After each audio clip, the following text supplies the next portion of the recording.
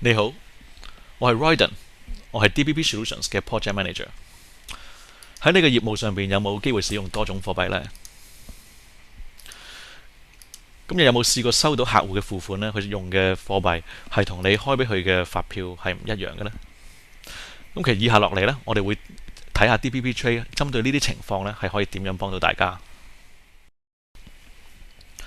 咁呢個係我哋個 main menu 啦。咁喺 set up 之下，我哋可以先進入Exchange Rates 啦。嗱，而家畫面上面咧見緊呢一個 base currency 係港幣嚟嘅。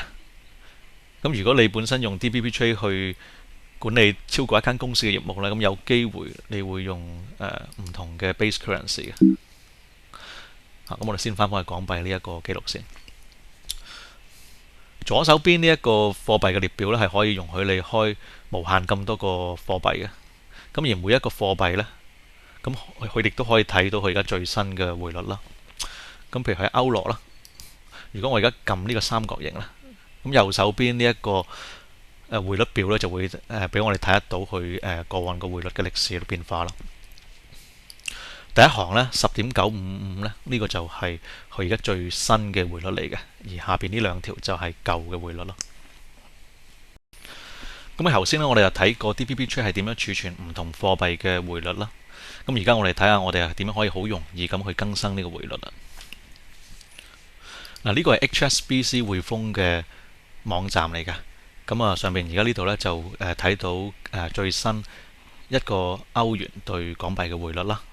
咁我哋可以先copy 咗呢個匯率先。咁翻返我哋個 Exchange Rate 呢個版面呢，咁喺揀選咗歐羅之後呢，咁我哋可以撳呢個 New 掣啦，然後喺 Exchange Rate 上面貼翻個貨幣上去呢，咁就搞掂啦。如果你唔想逐個貨幣人手去更新個匯率呢，咁你可以用呢一個掣啦，叫做 Update Exchange Rate from HSBC 咯。咁而家 DBP Trade 呢，咁佢就喺匯豐嗰個網站上面 download 緊佢最新嘅匯率落嚟啦。嗱，咁而家見到嗰個下載就已經完成咗啦。咁之後如果我撳呢個 Submit 掣呢，咁個系統呢就會自動根據下載嘅匯率記錄呢，去開翻新嘅匯率記錄喺我哋系統入邊。喺我哋呢個匯率表上邊呢，我哋每一個匯率隔離都有一個 Effective Date 生效日期啊。咁不如我哋睇一睇呢個匯率嘅生效日期喺個系統上面係點樣運作啦。嗱，咁首先我會開一張新嘅 debit 錄啦。咁 debit 錄呢，咁我先揀呢個客戶 EDC 啦。咁而家喺貨幣隔離呢個匯率呢，大家見到歐元係9.8983嘅。咁呢個係我哋最新嘅匯率嚟嘅。咁點解呢？因為呢張 debit 錄嗰個 issue date 1月6號啦，咁係同我哋最新嗰個匯率嘅生效日期都係1月6號，咁或者係之後呢，咁佢都會用咗呢個匯率嘅。咁而家我哋試下用另外一個視窗開另一張新嘅 debit 錄。嗱，咁喺我揀選客戶之前呢，我先將個日子呢就改翻早幾日之前啦，去翻3號啦。咁落一樣啦，用翻同一個客戶 EDC 啦。嗱，大家見到佢而家呢度用嘅貨幣呢，就係歐羅嘅10.955啦。咁我哋翻去睇翻呢個匯率表呢，我哋見到上一筆嘅歐元嘅匯率呢，就係10.955，咁佢上一個生效日期就係2011年嘅3月30號。即係收到客戶付款嘅貨幣同我哋開俾佢嘅 invoice 係唔一樣嘅話呢，咁其實如果我哋有 DBP Trade 呢，個處理係好容易嘅啫。喺畫面上邊呢，我哋而家見到有3張 invoice 啦，咁都係呢個客戶 Rock Gallery。咁第一張呢就係港幣嚟嘅，咁而另外呢2張呢都係美金啦，3張invoice 都未找錢嘅。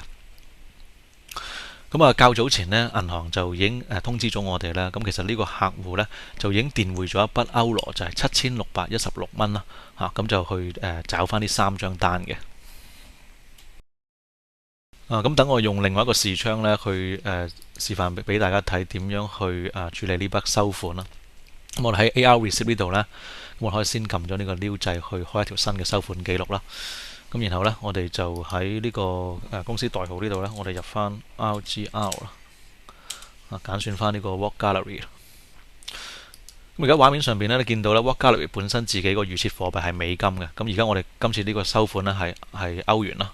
我首先要將佢改到 Euro 先啦。然後我哋可以揀翻我哋收款銀行啦。然後如果我哋本身呢筆電匯係有銀行係有個 reference number 俾我哋咧，我哋都可以入埋上去咯。咁跟住我哋就可以揀翻佢相應嘅發票啦。咁啊，我哋撳呢個 SI 掣啦。咁個電腦就已經同我哋篩選咗What Gallery 所有未找數嘅 invoice 出嚟，咁就係呢3張啦。咁如果要揀晒呢3張呢，我哋可以撳呢個 Select All， 然後撳 Submit 啦。咁啊，呢3張 invoice 就已經輸入咗喺呢個 AR Receipt 上面啦。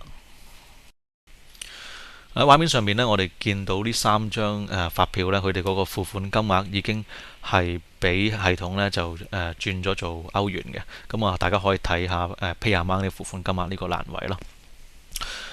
咁但係如果記得我較早前呢，我講過其實我哋喺銀行上邊收到嗰個款項呢係歐元7616蚊嘅。咁但係而家呢，電腦顯示呢個歐元嗰個總額呢係7615.68，咁佢哋係差咗0.32嘅。咁如果要沖咗呢個0.32呢，咁其實我哋只需要喺以上其中一張 invoice 呢就補翻啲0.32落去呢，咁個電腦就可以處理咗噶啦。咁我哋試下喺第一條啦，就將218.73呢改做219.05啦。咁然後入咗之後呢，個電腦就會彈咗一個 message 出嚟嘅，佢就話我哋而家個付款金額呢就超出咗本身呢張相關嘅 invoice 個餘數嘅。咁佢就話佢會自動幫我哋搬咗呢個餘數去一個叫 exchange different 嘅欄上邊啦。咁我哋 click OK 啦。嗱，咁而家呢嗰個total amount 呢，歐元呢就變翻做7616，咁就同我哋銀行收到嘅款項就一致啦。我哋仲有一個情況喺度嘅，咁喺畫面上面呢，第2、第3張invoice 呢，我哋見到佢嗰個基礎貨幣嘅餘數呢，仲有啲小額喺呢度嘅。咁如果要整走呢啲小餘數呢，咁其實我哋可以撳呢一個掣啦，咁啊搬咗佢過去 exchange difference 呢個欄度啦。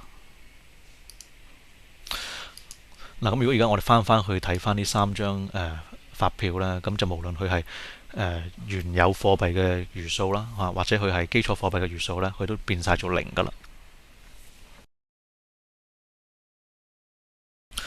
有關以上介紹嘅功能啦，如果大家再想知多啲啦，或者係對我哋其他DBP Trade 嘅功能係有興趣嘅話呢，我哋歡迎你係直接同我哋聯絡啦，或者係去我哋嘅網站呢，再睇下我哋有關其他功能嘅介紹嘅短片嘅。